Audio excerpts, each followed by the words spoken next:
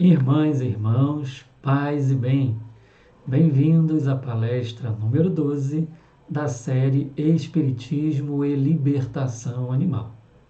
Como podem perceber na descrição desse vídeo, todas as palestras desta série se baseiam no nosso catálogo de referências bibliográficas da ética animal espírita. Nesse documento temos compilado aquilo que os espíritos falaram sobre a nossa relação humana com os seres não humanos. E ali vocês vão poder descobrir de maneira muito clara e evidente que os espíritos nos pediram engajamento pelo fim da crueldade com os animais e também mudanças de hábitos nocivas para os nossos irmãos menores. E a palestra de hoje é a número 12, chamada Obsessão, Vampirismo e Consumo de Animais. Minha nossa, será que essas coisas têm correlação? Meus amigos e amigas, tem sim. E a doutrina espírita tem nos falado isso, faz tempo, mas não havíamos percebido. Mas chegou a hora. Vamos estudar para descobrir esta correlação. Bom, a referência de hoje é a referência número 154, lá do nosso catálogo. E ela é de autoria do irmão X, que é o mesmo Humberto de Campos. Está no livro Contos e Apólogos, no capítulo 15, chamado O Enigma da Obsessão. É um ensinamento sobre obsessão, sobre vampirismo. Então ali um benfeitor vai contar um apólogo, que é uma história com lições morais, a maneira de verso, de prosa. E ali eles vão trazer alguns ensinamentos muito interessantes para a gente sobre essa correlação. Mas antes da gente ler esse apólogo e tirar daí reflexões morais para a nossa vida, gostaria de dividir com vocês antes algumas informações da literatura espírita, importante para essa conversa. Por exemplo, vamos lá. O que é obsessão e vampirismo? Primeira recomendação, Sueli Caldas Schubert, livro Obsessão, Desobsessão, Profilaxia e Terapêutica Espíritas. Tá? Aqui tem a conceituação, ensinamentos sobre essas questões. E de maneira muito resumida, vamos entender o que significa obsessão, que segundo o Evangelho, segundo o Espiritismo e segundo a própria Sueli, significa uma ação persistente que um espírito mau exerce sobre um indivíduo. Então, é uma ação impertinente, perseguidora, tenaz de um espírito sobre outro com intentos, em regra, de vingança, de ódio. E isso pode ocorrer de encarnado para desencarnado, de desencarnado para encarnado, pode ocorrer também a auto-obsessão, enfim, de maneira resumida, este é o conceito de obsessão. E vale frisar que no prefácio dessa obra, o espírito Manuel Filomeno de Miranda nos diz que a obsessão é uma epidemia no mundo. É um problema gravíssimo, que precisamos ficar atentos. E o vampirismo está dentro do quadro das parasitoses espirituais. Vampirismo não significa aquele vampirão das histórias dos livros, né? Tem semelhança, mas não é a mesma coisa. Bom, e o que significa então o vampirismo? Vampirismo significa uma ação também de espíritos desencarnados que, quando retornaram ao mundo espiritual, ainda muito apegados às sensações materiais, buscam absorver as energias dos encarnados para satisfazer estes seus impulsos materiais ainda. Então, por exemplo, alguém desencarnou e é um fumante com vício muito tenaz. Ele acaba buscando pessoas encarnadas que fumam também, para absorver aquelas energias. Uma pessoa que desencarna e tinha o vício nas drogas, ela também pode procurar outro ser encarnado da mesma faixa de sintonia para absorver aqueles eflúvios, aquelas energias densas. E acontece a mesma coisa com o consumo de animais, com aquelas energias densas que são absorvidas quando consumimos animais. E podemos ser vampirizados por essa motivação também. Então, resumidamente é isso. Conheçam mais dessa obra para nos tratarmos preventivamente e também, se formos acometidos por essas parasitoses, nos centros espíritas, que nos ajudam muito a nos curar a si mesmos e através das terapêuticas e profilaxias, ajudar que nos curemos. Bom, lá no livro Desobsessão, do espírito André Luiz, olha aqui, chamado Desobsessão, uma obra pequena ditada pelo espírito André Luiz a Chico Xavier. Aqui André Luiz nos ensina sobre o preparo para uma reunião de desobsessão, por exemplo. Então, médiuns que estão nos ouvindo agora, nos assistindo, que participam aí das atividades em suas casas espíritas, é de praxe que serão recomendados a não consumir animais e outras substâncias, álcool, fumo, sexo e etc., a fim de manter uma energia elevada para essa reunião mediúnica seríssima de tratamento espiritual. E aqui André Luiz diz o seguinte: por quê que é importante que não se consuma animais na véspera e no dia da reunião? Porque estômago cheio, cérebro inábil. Então, a digestão laboriosa, ela consome grande parcela de energia. E, portanto, o nosso cérebro, que necessita de uma grande parcela de energia, acaba se comprometendo para a reunião, do qual precisaríamos estar ali plenos.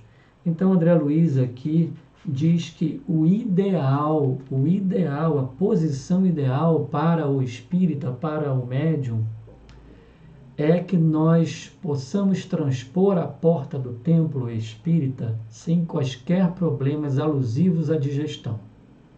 Então eu trouxe para vocês este ensinamento aqui, porque está vinculado à ideia de energia. Esse é o ponto que eu queria conversar com vocês. Energia. Por que nós nos alimentamos, turma? Pensa aí rapidinho. Por que a gente se alimenta? É para ficar fortão? É para mero prazer? Por que a gente se alimenta? Bom, nós nos alimentamos para nutrir o nosso corpo físico e espiritual. Nós nos nutrimos em essência, não é do pão, do feijão, do fruto, do animal, da matéria em si. Nós nos nutrimos em essência de energia, E qual será o melhor tipo de energia a ser absorvida pelo nosso corpo físico e espiritual? A energia de um animal matado ou a energia de um vegetal que absorve a energia solar? Qual será a melhor energia que vai ajudar na nossa nutrição, que é um complexo mente, corpo e espírito? Qual será a melhor energia? Vocês sabem responder sem dúvida alguma que a melhor energia a ser absorvida é de uma nutrição vegetariana, estrita, pura, sem nada de origem animal. E isso por quê? Bom, uma outra recomendação, olha só, mais uma, hein? Tá aqui, livro Alimentação e Evolução Espiritual, do espírita e professor Edson Ramos de Siqueira. O que ele vai nos ensinar aqui? Bom, trazendo ensinamentos do médico homeopata e escritor espiritual, Dr. Gabriel Cousens. O que esse médico nos ensina? Que nutrição é aquilo que absorvemos em nosso complexo corpo, mente e espírito, como conversamos, em diferentes níveis de densidade, que tenha sido precipitado da força cósmica. Ou seja, tudo é energia. Matéria é luz coagulada, luz concentrada, energia. E já aprendemos que a melhor fonte de energia para a nossa alimentação vem de uma alimentação vegetariana. 70% da nossa nutrição é pelos eflúvios atmosféricos. O restante é pela água e pela alimentação orgânica, material. Bom, o que ele nos ensina, o Dr. Gabriel Cousens? Ele nos ensina o seguinte, que pela ingestão de alimentos naturais frescos, com alta energia de elétrons ativados pela fotossíntese, sobretudo dos vegetais, nós absorvemos a energia contida nesses alimentos, que é a energia mais pura que podemos absorver. Por que isso? Porque as plantas, elas absorvem o gás carbônico pela via foliar e através da água, pelas raízes do solo e sob a ação sutil da energia solar captada ali pela clorofila. E isso produz para a gente essa energia mais pura que possamos absorver para nosso espírito, para o nosso corpo. Então, portanto, essa energia solar, típica de dietas vegetarianas, de alimentos orgânicos e integrais, são uma corrente mais forte com o oxigênio que possamos assimilar. Enfim, alimentar-se é uma forma de extrair energia do ambiente. E a energia do sol armazenada na planta é a melhor que temos para a nossa saúde física e espiritual. E será que isso tudo é importante para o que estamos comentando aqui de obsessão e vampirismo? Sem dúvidas que é, sem dúvidas que é. Mas vamos lá. Caminhando mais um pouquinho, vocês recordam do livro Missionários da Luz, do benfeitor André Luiz, não é? Esse livro aqui. 2 capítulos aqui nos ensinam sobre vampirismo, sobre obsessão. O capítulo 4, por exemplo, se chama Vampirismo. E nesse capítulo 4, o benfeitor Alexandre, que no caso aqui é um instrutor de André Luiz nesse livro, o que ele vai nos ensinar ali? Ele vai ensinar a André Luiz e a cada um de nós, vou ler aqui textualmente, tá? Ele diz assim para André Luiz: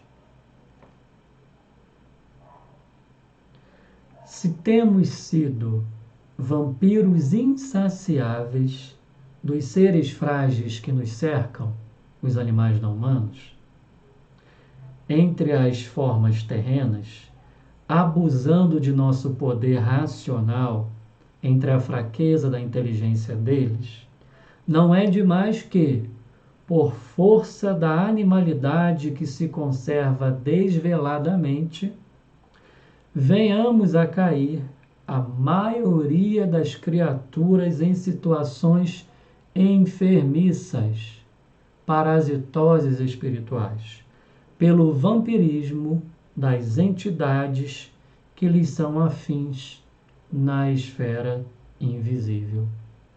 Vejam só como que a nossa maneira ainda indiferente e cruel de tratar os animais e de consumi-los nos faz cair aqui nas teias do vampirismo, por essas energias pesadas que absorvemos e, portanto, atraímos seres da mesma faixa de vibração.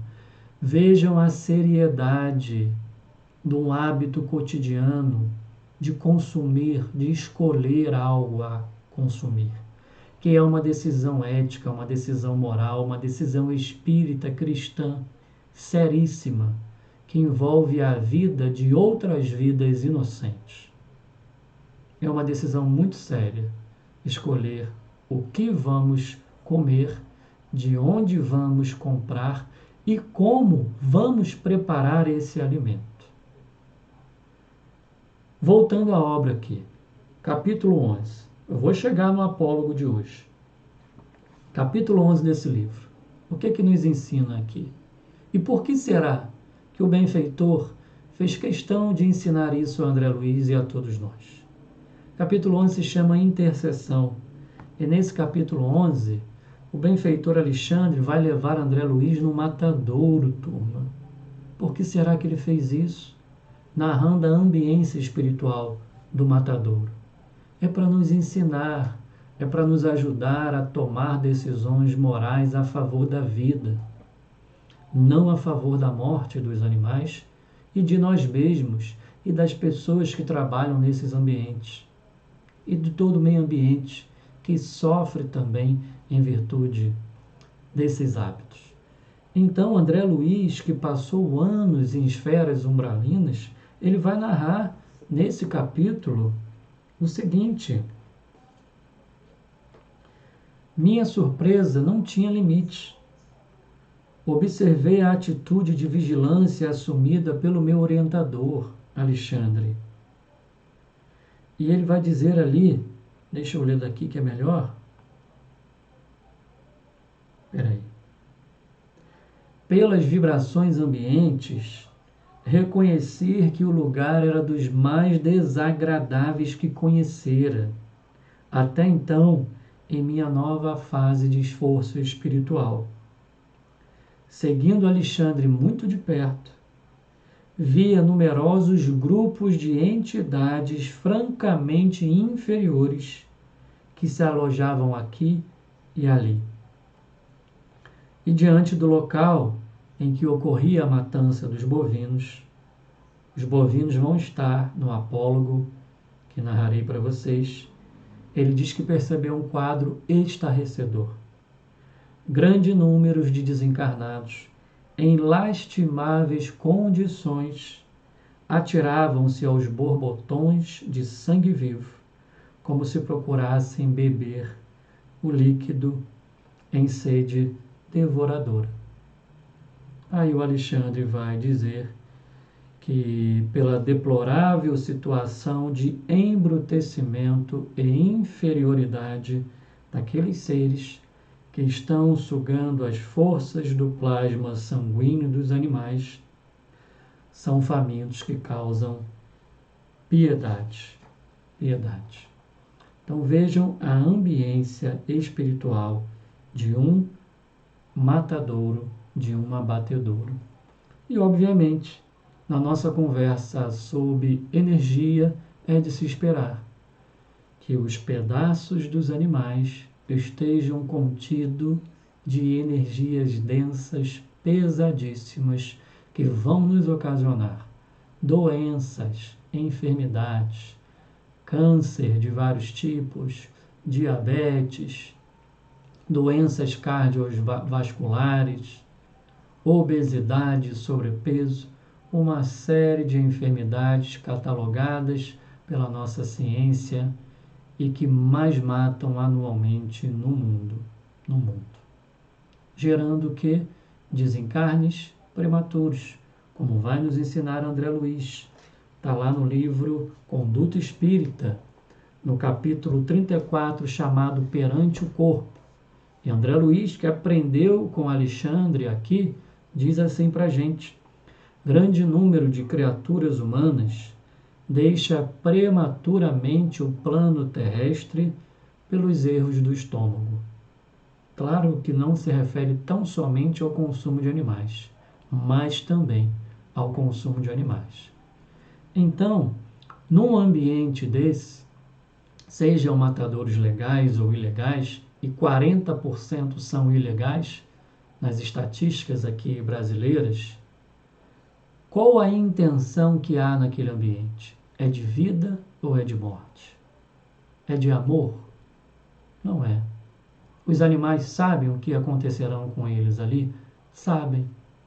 Então o pavor deles, a intenção do ambiente de matar e as entidades espirituais que participam ali daquele ambiente, colhendo dali forças para fazer as suas maldades ou para satisfazer as suas necessidades materiais, são absorvidas num ingênuo pedaço de animal, de carne, bife. Gente, vejam a gravidade disso. Está tudo na literatura espírita. E a ciência médica e da nutrição vem também nos alertando muito sobre isso.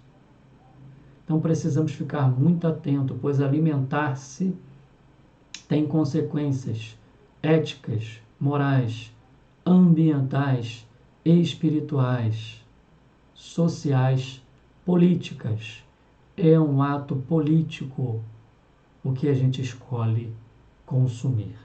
E é um ato também espírita, em virtude de tantos ensinamentos da nossa literatura espírita amada. Então não faltaram lições espirituais enfatizando que o abate de animais e o seu consumo facilita, por exemplo, a obsessão, o vampirismo, os desencarnes prematuros ante as energias enfermiças que são absorvidas por nós. Então vamos ao apólogo de hoje, que está lá no capítulo 15 do livro Contos e Apólogos.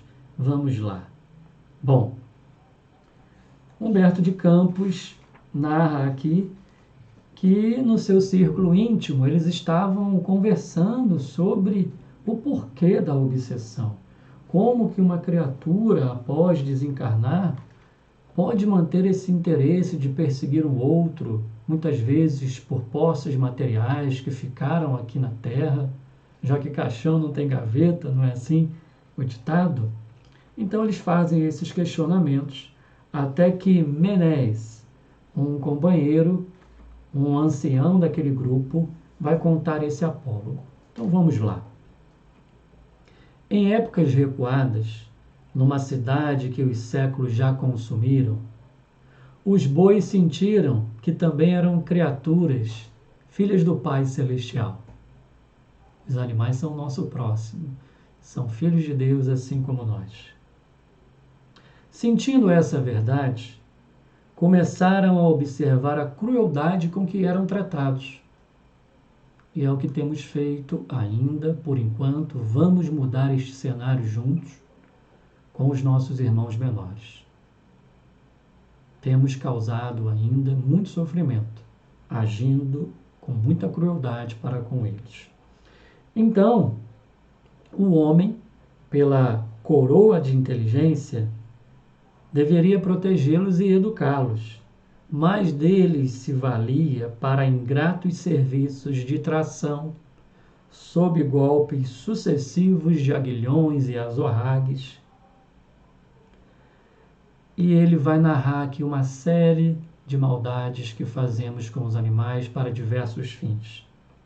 Vai narrar também que nós escravizávamos as companheiras desses bois para que, furtando-lhes o leite dos próprios filhos.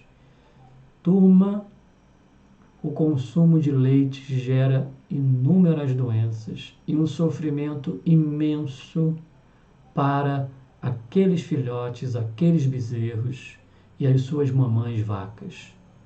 Um grito da vaca, quando o seu bezerro é retirado, sequestrado dela, ecoa em toda a terra. É um grito dolorosíssimo. Dolorosíssimo. E aqui o Espírito narra isso. E ele diz mais. Fala que são reservados para eles o destino do açougue, vai fazendo toda uma narrativa.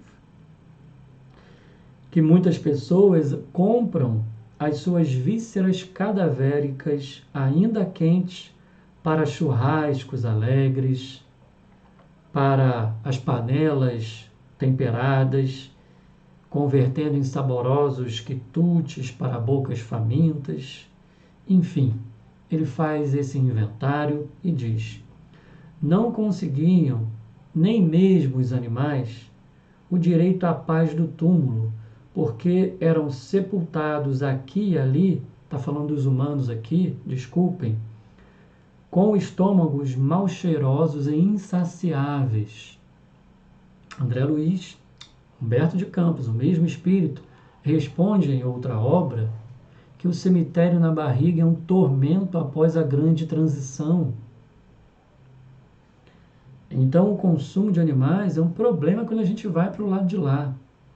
Então, aqui ele diz isso.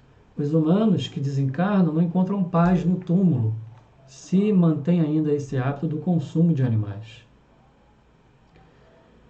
Então, os animais, apesar de trabalharem exaustivamente para o homem, não conseguiam a mínima recompensa. Mesmo depois de abatidos, eram despojados dos próprios chifres e dos próprios ossos para fortalecimento da indústria. Todas as partes dos animais são utilizadas para a produção de várias coisas. Por isso que eu disse no início. Há pedaços de animais matados em vários produtos que consumimos. E podemos consumir produtos livres de crueldade. Tem shampoo, tem creme de barbear, tem maquiagem, tem uma série de produtos livres de crueldade. Tem várias listas pela internet nos ensinando e nos mostrando empresas, pequenos produtores que produzem produtos sem sofrimento animal. Procurem. É uma decisão ética e espiritual nossa. Então eles, magoados e aflitos, começaram a reclamar, receavam viver ainda mais em cativeiros. Mas os humanos começaram a questionar, diz aqui Menes, como sustentar a casa sem o leite, como garantir a tranquilidade do corpo sem a carne dos seres bovinos, os mesmos questionamentos que fazemos hoje. E as proteínas, como terei vigor, saúde e força? Tudo mentira, tudo invenção da indústria. Não precisamos consumir animais para obter os nutrientes necessários à nossa subsistência. Não precisamos. Emmanuel diz isso no livro O Consolador, na questão 129. Isso lá em 1941. Não precisamos, temos no reino vegetal os nutrientes que necessitamos à nossa saúde e subsistência. Então, narra o benfeitor, depois de inúmeras súplicas sem resposta, as vítimas da voracidade humana recorreram aos juízes. Entretanto, os magistrados igualmente cultivavam a paixão do bife, do chouriço, e não sabiam servir a justiça sem as utilidades do leite e do corpo dos animais. Desamparados, estes animais ainda foram apedrejados pelos seus pedidos de caridade, de amor, de solidariedade, de justiça, porque eram seres inocentes submetidos contra a sua vontade a sofrimentos inenarráveis. Então, o benfeitor vai dizer, depois de contar esse apólogo, esta é a luta multissecular entre encarnados e desencarnados que se devotam ao vampirismo, ou seja, vampirizando outros seres. Nós humanos não vampirizamos só os humanos, mas também os seres não humanos, com prejuízos imensos para todos nós. E assim, ensina ele, procurando a intimidade com os irmãos ainda envolvidos na carne, cujas energias lhes constituem precioso alimento à ilusão, se referindo aqui aos vampirizadores, é desse modo que as enfermidades do corpo e da alma se espalham nos mais diversos climas.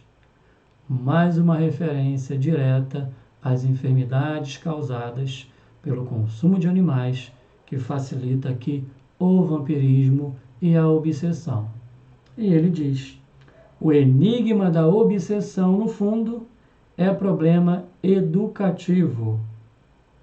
Quando o homem cumprir em si mesmo as leis superiores da bondade, a que teoricamente se afeiçoa, deixará de ser um flagelo para a natureza, convertendo-se num exemplo de sublimação para as entidades inferiores que o procuram.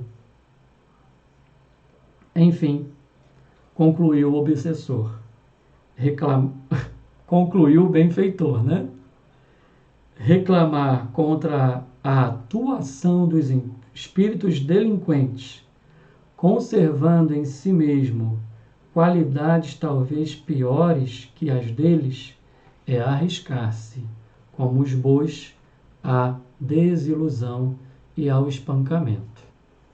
Por fim, concluindo a lição e essa exposição, quem devora os animais, incorporando-lhes as propriedades ao patrimônio orgânico, deve ser apetitosa presa dos seres que se animalizam. Mesma coisa que Alexandre narrou lá no abatedouro, no matadouro. Os semelhantes procuram os semelhantes. Esta é a lei. Então a questão, turma, é de educação, como nos ensinou aqui os benfeitores que apresentei para vocês. Então, finalizando aqui essa exposição, com muito respeito a cada um de vós que nos assistem e acompanham esta série, termino com uma frase de André Luiz, lindíssima, em outra obra dele. Existimos para colaborar no progresso da criação, edificando o bem para todas as criaturas, humanas e não humanas. Turma querida, louvados sejam, humanos, não humanos, toda a natureza. Venham então se mover conosco, para o bem, para que todos os seres sejam felizes. Fica aqui o recado, até a próxima palestra nesta série Espiritismo e Libertação Animal. Paz e bem.